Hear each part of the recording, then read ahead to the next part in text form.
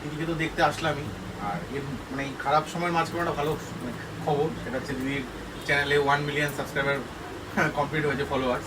তো সেই জন্য দিদির জন্য একটা ছোট্ট কেক থেকে নিয়ে এসেছি।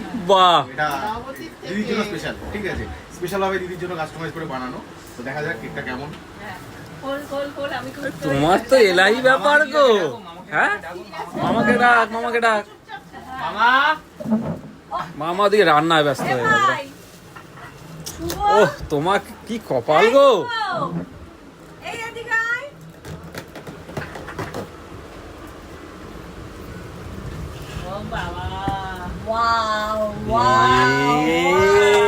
না, দারুন দারুন দারুন, কোনো কথা হবে না, কোনো কথা হবে না।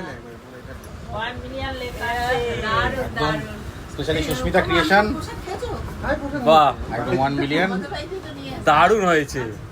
সত্যি সুন্দর হয়েছে, সত্যি সুন্দর, কোনো কথা হবে না। Thank you, thank you, thank you so much.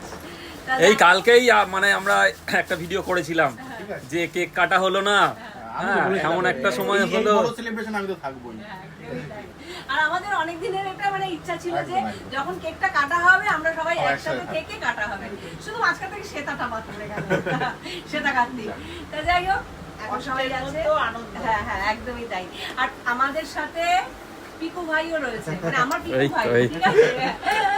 আমি এতদিন ভুল করে দাদা শত কষ্টের মধ্যে দেখ মামা মারা গেল, সত্যি মানে এত আমাদের জনের অপারেশন, আমাদের জীবনে সত্যি এত এত খারাপ সময়, তার মধ্যে দিয়েও এত সুন্দর একটা মুহূর্ত, সেটা তোমাদের সাথে শেয়ার না করে পারলাম না।